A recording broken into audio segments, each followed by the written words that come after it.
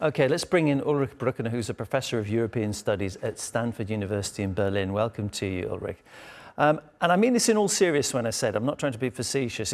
They call themselves the coalition of the willing. Are they a coalition of the able, though? Because there's an awful lot of meetings taking place, there's a lot of talk, and we're still not coming to any kind of concrete definition of how Ukraine is going to get assistance or security.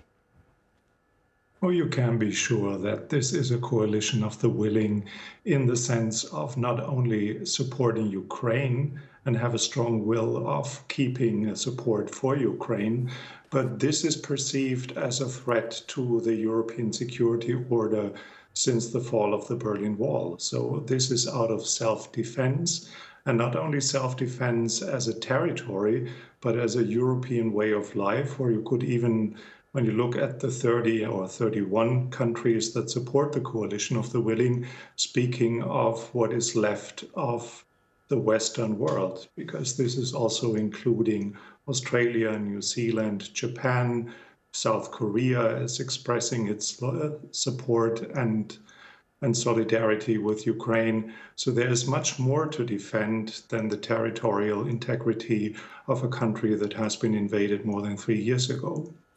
There's talk of European supporters putting troops on the ground as a security guarantee in Ukraine. It makes a lot of sense. The problem is the Kremlin's repeatedly said, and again today has made it very clear, we're not going to accept that. So is that not going to absolutely derail a possible ceasefire? If European nations say this is what we're going to do, the Kremlin, it gives them Kremlin a ready-made excuse to walk away from a ceasefire.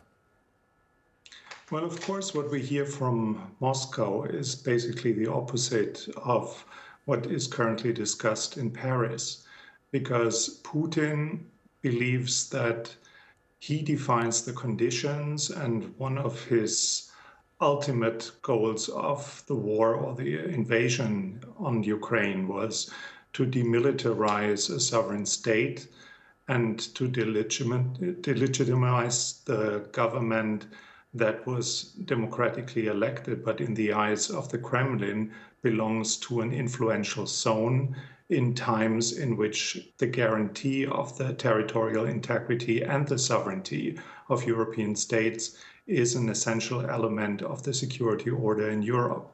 So it's not Putin's decision to define under what conditions European security forces could help Ukraine to self-defend or to guarantee whatever will be negotiated in the future as a ceasefire or as a peace agreement. Again, Moscow has said it would accept security guarantees in the form of guarantees from UN Security Council members, which seems ready-made for the United States to step forward and say, we'll take on the bulk of that responsibility. All eyes are on Donald Trump. Do you think he will offer any kind of security guarantee in that sense?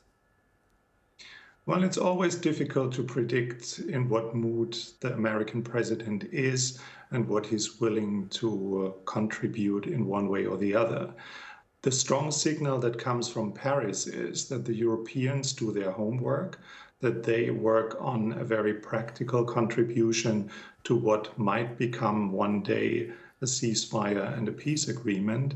And they will also use the anger of the American president, who set up a number of deadlines and conditions that have been completely ignored by the Kremlin and doesn't make the president look good, nor will it be a step in the direction of one day receiving the Nobel Prize for Peace, which is his ultimate goal.